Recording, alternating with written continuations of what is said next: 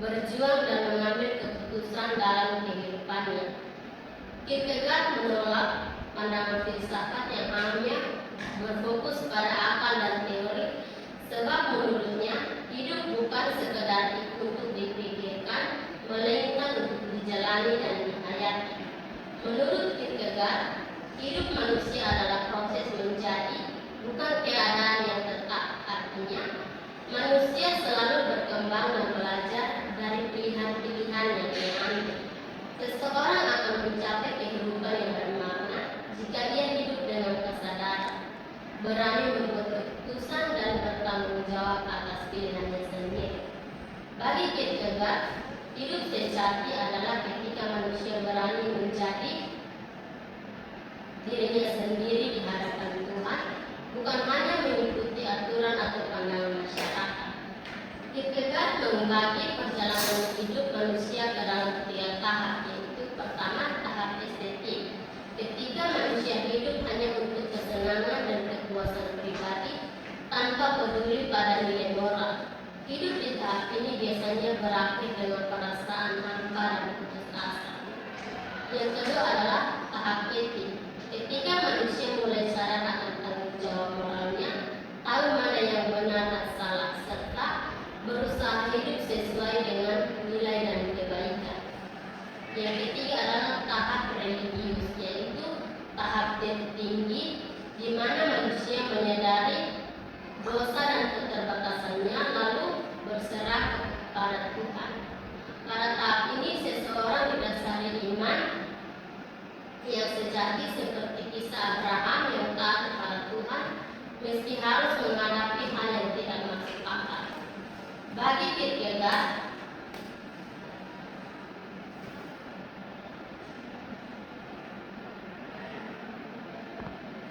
kebenaran itu bersifat pribadi atau subjektif, bukan sekedar teori umum. Artinya kebenaran sejati hanya bisa ditemukan melalui pengalaman batin dan hubungan pribadi dengan Tuhan, bukan melalui logika atau bukti luar. Iman bagi Kierkegaard adalah keberanian untuk mempercayai Tuhan meskipun tidak bisa dijelaskan secara rasional. Melalui iman inilah manusia mendapat kebebasan sejati dan kedekatan dengan Tuhan. Yang kedua adalah analisis kasus korupsi di Indonesia menurut Soren Kierkegaard. Dari sudut pandang Kierkegaard, korupsi bukan hanya adalah masalah hukum atau ekonomi, tetapi juga masalah eksistensial dan moral manusia.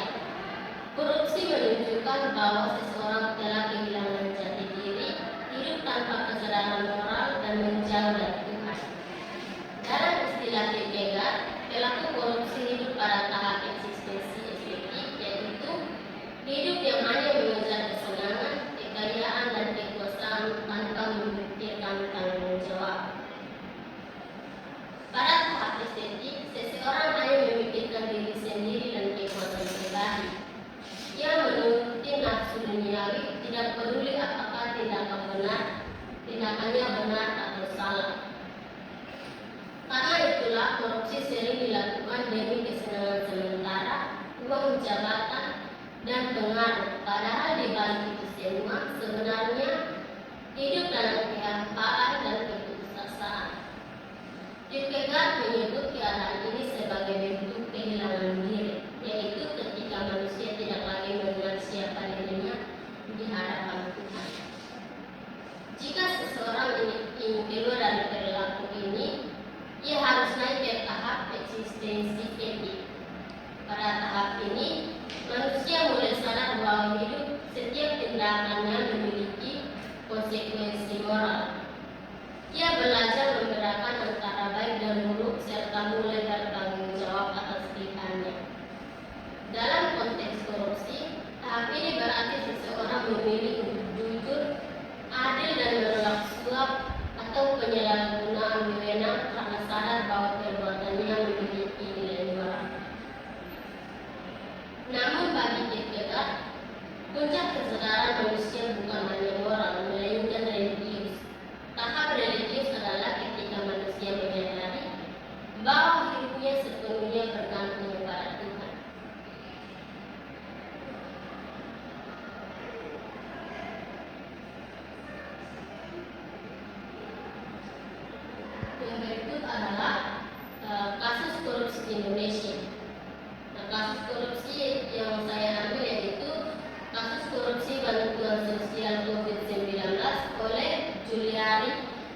batubara.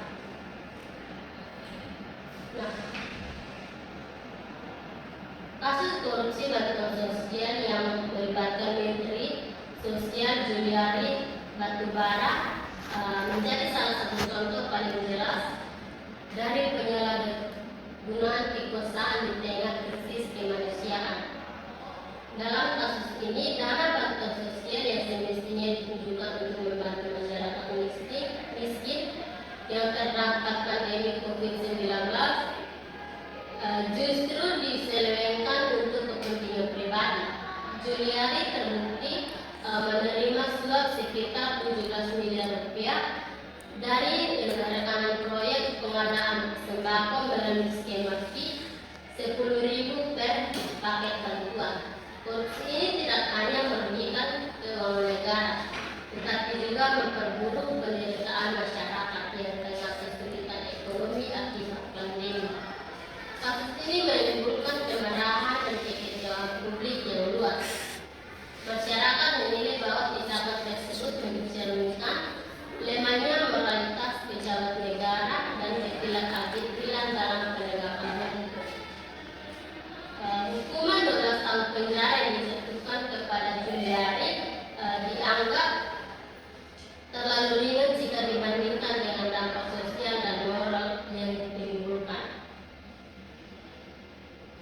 Di sisi lain, kasus ini memperlihatkan adanya ketimpangan hukum di Indonesia, di mana pelaku korupsi kelas atas mendapatkan hukuman ringan, sedangkan rakyat kecil sering dijatuhi hukuman berat atas pelanggaran sepele. Dampak dari tindakan ini meluas, mulai dari turunnya kepercayaan publik terhadap pemerintah sehingga merosotnya etika sosial dan nilai kemanusiaan. Ada yang berikut analisis kasus menurut Kierkegaard. Korupsi terjadi karena manusia kehilangan jati diri dan kesadaran moral. Pelaku hidup di tahap estetik, artinya mengejar kesenangan, uang, dan kekuasaan. Solusi dari kasus ini adalah naik ke tahap etik, artinya bertanggung jawab dan religius, taat kepada Tuhan. Dan berikut pencegahan korupsi harus mencakup pendidikan moral, spiritual, dan juga bukan hanya hukum. Berikut adalah refleksi dari kasus ini. Yang pertama itu apa yang saya lakukan untuk kasus ini. Sebagai individu, saya menyadari bahwa kasus korupsi seperti yang dilakukan oleh Juliari Batubara bukan hanya masalah hukum, tetapi juga masalah moral dan spiritual. Dari perspektif Kierkegaard, korupsi terjadi karena manusia gagal hidup secara sadar dan bertanggung jawab di hadapan itu. Oleh karena itu, hal yang dapat saya lakukan adalah memulai dari diri sendiri, berusaha hidup jujur, disiplin, dan tidak mengambil sesuatu yang menarik saya, sekecil apapun itu. Saya juga dapat menanamkan nilai kejujuran dan tanggung jawab dalam lingkungan sekitar, seperti di keluarga, kampus, atau komunitas, agar kepekaan moral semakin tumbuh. Selain itu, saya juga menyuarakan keadilan dan menolak praktik korupsi, misalnya dengan berani melaporkan tindakan tidak jujur di lingkungan saya atau mendukung gerakan anti korupsi. Sebagai warga negara, saya harus ikut mengawasi kebijakan publik agar dana dan program pemerintah digunakan sebagaimana mestinya. Dengan langkah-langkah kecil namun konsisten ini, saya bisa ikut menumbuhkan budaya integritas dan tanggung jawab sosial yang sesuai dengan ajaran Kierkegaard tentang hidup otentik dan beriman di hadapan Tuhan. Refleksi yang kedua adalah sebagai pelaku korupsi, sudut pandang pribadi yang bertobat. Sebagai pelaku korupsi, saya menyadari bahwa perbuatan yang saya lakukan adalah bentuk kehilangan jati diri dan kesadaran moral. Saya dulu hidup di tahap estetik, yaitu mengejar uang, jabatan, dan kenikmatan duniawi tanpa memikirkan tanggung jawab sosial dan spiritual. bisa mengatur segalanya, padahal dalam hati saya sebenarnya hampa dan gelisah. Melalui pemikiran Kierkegaard, saya mulai memahami bahwa tindakan yang merupakan bentuk keputusasaan eksistensial, saya menjauh dari Tuhan dan tidak hidup sebagai diri yang sejati. Kini saya menyesal, saya ingin beranjak dari kehidupan yang salah itu menuju tahap etik dan religius, tahap di mana saya bisa belajar bertanggung jawab, mengakui dosa dan memperbaiki diri.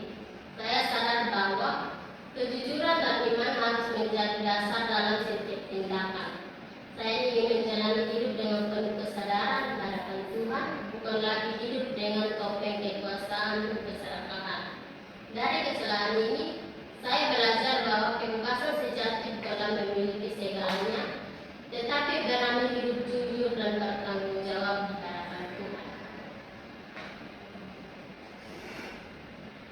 Jadi, dari pembahasan materi ini dapat diambil kesimpulan bahwa Kierkegaard mengajarkan bahwa hidup sejati adalah hidup dengan iman, tanggung jawab, dan kejujuran. Korupsi mencerminkan krisis eksistensi dan kehilangan nilai moral. Solusi bukan hanya untuk hukum, tetapi pertobatan batin dan kesadaran spiritual. Hidup jujur bukan karena takut hukum, tetapi karena takut kepada Tuhan. Demikian materi